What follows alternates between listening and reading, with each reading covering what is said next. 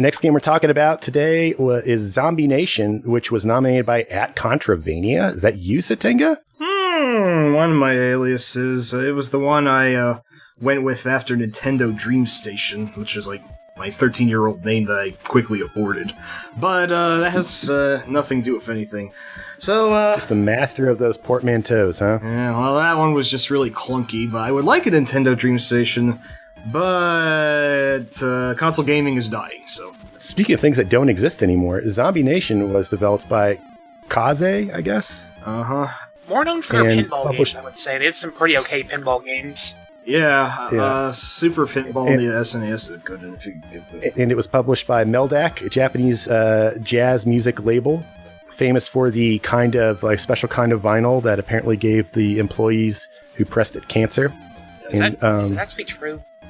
Yeah, I think Dr. Sparkle on one of his shows brought that up. What do they put, like, asbestos in? There's something, I don't know. Well, he didn't get that in detail, but he said that those records are prized by collectors because the quality of the vinyl is really, really high, and they don't make that kind of vinyl anymore because it gives you cancer. So they're the Japanese equivalent of the Conqueror. That Howard Hughes movie about Genghis Khan with John Wayne. And, Yep. Everybody did it like on a bomb site. Yeah. Uh-huh. Known release date is December 14th, 1990 in Japan for the Famicom. We got, it was inexplicably sent to North America for the NES. But we're glad it was. Yeah. So let's talk Zombie Nation. Sure. Well, first off, I should clarify that its Japanese version was known as Abaranbo Tengu. I think Abaranbo means something like hoodlum or ruffian. I read that once, I forget the exact translation. But that's like the only major difference between the two games. In Zombie Nation, you play as a rather gruesome-looking giant orange disembodied samurai head. Apparently the head of Namakubi, who is apparently the hero, I guess. I mean, this game actually has a... Strong word. Yeah, this game actually has a fairly elaborate text crawl at the beginning. I mean, this for a shoot 'em up, this has a good chunk of story to it, if you can believe it. But yeah, in the Japanese version, you actually play as a giant floating red Tengu mask, who's actually more cartoonish looking. But as far as I know, except for one of the bosses kind of looking different, the games are exactly the same. So I'm surprised we got this game like 99% intact, because it is definitely not something that was made in America, despite the fact that the game itself actually takes place in America for some reason. I don't even know where to begin with the weirdness. That's just one of its many, many charms. Yeah. So you're saying it got changed when they brought it over and localized it? So they censored it? As far as I know... So it was censorship. No, honestly, as far as I know, everything made it intact, just that, for whatever reason, the Tengu was changed to a samurai, because I guess... They felt kids would relate better to a giant decapitated samurai head than a Tengu head, and that's obvious. My only guess is that most of America didn't know what a Tengu was until Mega Man 8, but they... Well, I would... that means most of America doesn't know what a Tengu is. Because most of America did not even know Mega Man 8 existed until Mega Man 9 came I'm going to fight for that one when we vote on it. But I have a feeling that it was changed because a Tengu mask to us in North America would look like a Pinocchio face. You know, it would be like a dick. Yeah, that. It's supposed to be a dick nose, so that's kind of... Yep. You know. Phallic symbol. But... So the game itself is pretty basic for the most part. You are a giant head that spits out spit or vomit or something. You lob your eyeballs. Then eat the people as they're falling out, screaming for help. Yeah, this is... Which, if you read the manual, it says that he just stores them in his mouth safely. Like some kind of chipmunk, apparently. Although, it should be noted that despite the title, this game has nothing to do with the techno song Zombie Nation by Kernkraft 400. It has nothing to do with zombies. It barely constitutes a nation. That's another... Apparently, the evil alien is turning people into zombies, but that's kind of not very easy to tell, because... Yeah. They just look like small, indistinguishable, white-clothed people that... that shoot at you sometimes. Yep. So basically... so it's like Alabama. Hey. Oh, hey now. I love you, Alabama, sorry. Hey, go for Mississippi, at least someone that, isn't from what this game is about is basically, I guess you call it a shmup, technically, a horizontal shmup. Yeah. More like a cross between a shmup and Rampage, because it's primarily about, like, blowing up buildings and quote-unquote saving people. We don't know whether saving is just the nebulously eating them instead. Maybe you're like saving their souls because their bodies as vessels are already damned. I don't know. That's a morbid take on it. But you collect these people and you actually power up your eyeballs and barf up to 3 levels. And if you get any more power-ups, it like takes 3 or 4 of them to power up. You get any more than that, you also get a star, which is an all-screen bomb that you can use at any time. Although it's not very powerful for bosses, it can be useful when things get a little clogged up. I've played this game and I have no idea what's going on right now. Yeah, like pretty much. When you describe it, it's just that much more abstract. Like, so I've not done a lot of drugs, but I have a lot of friends who have, and based on what I've been told, this game, just playing it, feels like somewhere between doing meth out of a light bulb or snorting over-the-counter Mexican diet pills, basically. The colors are disgusting. You are literally just a decapitated head vomiting and eating people out of the sky while lasers fire at you. It's horrifying. On the subject of those believe this lasers, came to the United States. I'm just astounded. the game is based. Most of the things in the game are a non-threat, except environmental hazards, which pretty much instantly kill you. Yeah. So I mean, what, yeah, forget games. Yeah, counteractive to a lot of shoot-em-ups, you actually have a life bar represented by 8 jabbering samurai heads, which turn into skulls one by one if you take a good chunk of damage, but you're able to tank a good deal of hits, which is good because unlike other shoot-em-ups, you're kind of a big target, and you actually have some inertia as you fly around, so the control's a little sloppy. But you can take a good deal of punishment, unless you fly in front of some sort of laser, which actually looks like it's in the background, but can instantly drain your life and trigger a really obnoxious 2-note warning sign until you die. The thing is, it's pretty much like the only thing that can harm you, because bullets just kind of just barely take away your health, but just being in one of these hazards for like a half second, you're basically just dead. Yeah, it's kind of hard to... There's a surprising amount of shit happening on the screen at any given point, and I would just wind up having trouble tracking bullets and lasers and my head position and tracking my own shots.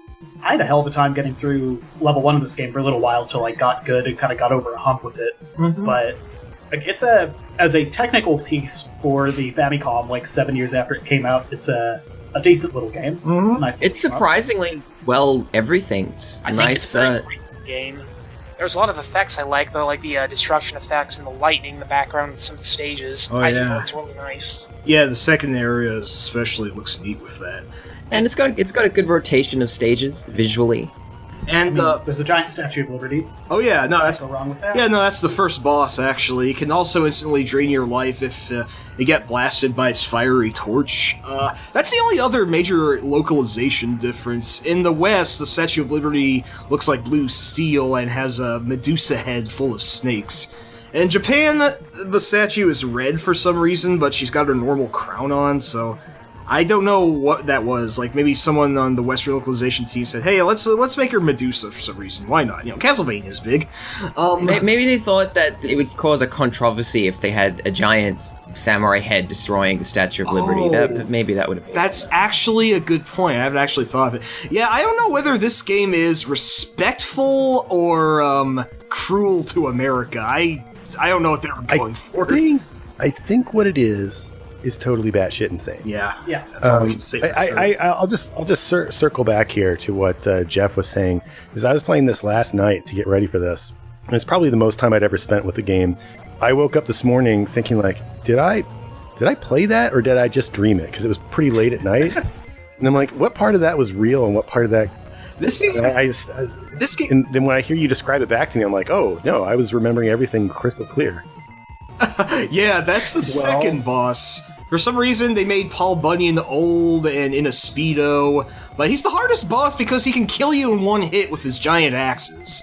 He's a real axehole, that one. So, it's not even the, like, Jesus built my hot rod, like, level madness going on at any given point on the screen as well. It's like, also, the stuff you can do around this game is kind of nuts. Like, according to GameFAQs, which is relatively authoritative, it's not Wikipedia, close enough. Apparently there's an invincibility code that involves basically hitting reset 77 times, and then inserting the Konami code. Wow. I'm not sure I knew about that. There's a level select that's triggered by hitting reset 25 times, and then doing the Konami code. I don't think the game can keep track of resets. I don't think it can either. Like, I'm looking at this and being like, if these are true, that's even crazier than the shit going on in this thing already. Well, the thing of it is, though, the notion of a level select is BS, because you can't select... There's one baked into it. Yeah, you can't select any level right off the bat. I mean, theoretically, you can... This game gives you 99% of itself off the beginning, for better or worse. Like, the only thing beating all 4 of the levels does is get you to a rather anticlimactic final boss against... Well, I guess it's supposed to be Darkseid, but it looks just like one of those green, stereotypical humanoid aliens with the big black eyes just laying on its back in space. And Talking about a gray? Yeah, a gray, but I think he was green, but yeah, green-gray. Let's go with that. That's usually a pretty good sign, though. I found like games that are just like, hey, if you would like to go to, like, here's all of our content up front, just pick your level and go. Like, that's a pretty big show of confidence, as opposed to like, yeah, we kind of really skimped on level 3 or turned level 3 into this horrible wall, so we're just gonna bury it pretty deep, and if people want to get to it, they'll get there. But like, I don't know, level selects right up front, pretty cool. I think fairly confident. No, this game I think it has as much freedom as the original Legend of Zelda as where you want to go. So. But really, that's actually the problem that this game may have, is that it is incredibly short. Yeah. You've got 4 stages, technically 5 bosses, and it is not particularly challenging and quite short for the most part. Yeah, I mean, the only caveat is they have limited continues, but yeah, even by shoot 'em up standards, this is only barely scratches like 20 minutes overall. It's not even a snack. It's just like 2 handfuls of potato chips as far as content's concerned. So this one had weird continues, right? Like, continues are not global; they're per stage. I think it's somewhere in between. Like, you get like 1 or 2 more continues next stage, but I think there is still a sort of across the level limit. Honestly, I've never really kept track of it, and it seems a little arbitrary. All I just know is avoid the electrical thingies, or in Stage 3's case, the smokestacks, and you won't be losing so many of those. Maybe. I like Stage 3. It's a 50-kilometer tall power station powered by uranium. Oh yeah, we were debating the logic of how big this thing really is, and... It was taller... No, it was a third the size of Mount Everest. That was the size of the power station. The mobile uranium power station was What was your frame of reference to make this judgment? I got it based on the, I think it was the size of the people, because you can see people in that level. How do you know they're people, not like sea monkeys or something? Well, because the manual calls them people. The manual says a lot of things, baby. Yeah, I don't know how trustworthy it is. Who knows what... Yeah, we gotta explain this game, Charlie. I don't know what to say. I guess this is the sort of MST, Mystery Science Principle. Don't think about it too much, just relax for Giant Floating Zombie Head 3000. Yeah, another thing I wanted to note about Stage 3, especially the second part, is how affably weird its music is. It's like starting out as what sounds like some sort of like horror film theme before it goes into something really jaunty, like I should be doing the Peppermint Twist or something like that. This game's music is batshit strange, just like the rest of it. The composer was Norio Nakagata, who was also KID's composer of Low G-Man, G.I. Joe, Isolated Warrior, that stuff. It's just so much about this game that shouldn't work, and yet the way it's cobbled together, it makes one of the more memorable NES titles from close to its twilight years. So, I mean, you weren't getting something like this on the SNES, not something this crude and foobar and... You really weren't getting this on anything, which is the best thing I can say about the game. Yeah, I mean, that sounds a little backhanded, but I actually totally agree with that. Thing of it is, I don't know whether this counts as a Kusage or not. What do you guys think? I don't think so at all. I think it's actually quite good for what it is. Yeah. Like, it is short. It is... like disturbing on some level, but it's certainly not bad. Like, it's again, for like a late Famicom game, and like, you know, a relatively late Famicom game or a relatively late NES game, that's definitely worth checking out. I'm not a shmup expert, so I can't speak to its merits in terms of like how good of a shooter it is, but I had a good time with it. Just again, drugs. This game feels like drugs, like bad drugs, like chemically oily drugs.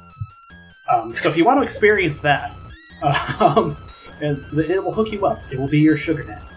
But yeah, that was describe it better than I could. I also should probably note this is one of those really obscure aftermarket $200 titles, but oh yeah, you wouldn't want to pay that much for it. So, what about if we were to say rank this, Bob is having some issues right now. Has pitched an initial position of around Lethal Enforcers. How do we feel about this? See, I knew it. I knew he'd be right on the money. That's around where I would put it. Where exactly was that? I know it was like the middle of the list somewhere. So Lethal Enforcers, for those of you who aren't looking at the list right now, right around Lethal Enforcers, we've got NFL Blitz, Ninja Gaiden, Night Trap, Lethal Enforcers, and then Clash of Steel, Landstalker, and Clash at Demon Head. That's actually pretty precise. I wouldn't rank this higher. I think so. I wouldn't rank this higher than Ninja Gaiden, which I still think you guys really lowballed, but I wasn't on that episode, so, too late. But it's definitely better than Clash of Boring-Ass Steel, I tell you what. I'm sorry, I didn't particularly care for that one, even then. Personally, I'd put this above Donkey Kong Country 3, which is not much higher than that. But it's definitely not much beyond that. I take your consideration, and I say I'd never put this above Team Buddies. Ever. Okay.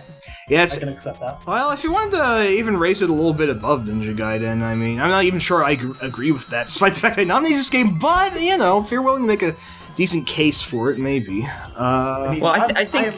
Yeah. As the unfortunate position man of wrestling expert, I would definitely put this above No Mercy. I got no problem with that. Oh. I would definitely put it lower. I'm with Sotenga on it. Partially because it's such a gimmick of a game. It's like... It's a disgusting game.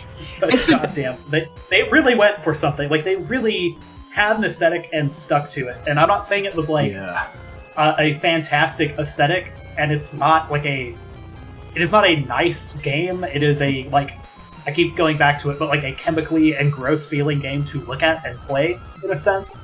But I admire that they had a vision and really stuck to it throughout. Yeah. Like, you are a head that vomits on buildings to death.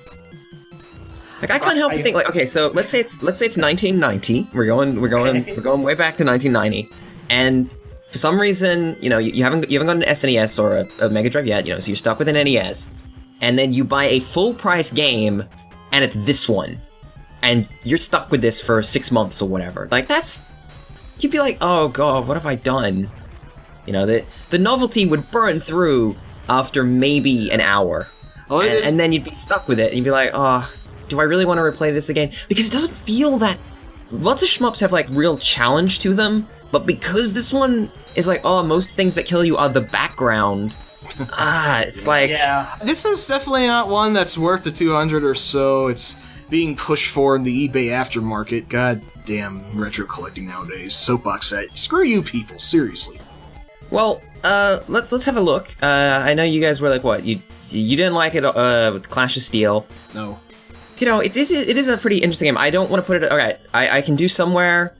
we're going back to Lethal Enforcers here, but it's because I really like Night Trap. And I think Night Trap is wacky and crazy and goofy, and also not particularly replayable, but it's full of FMV, and it is...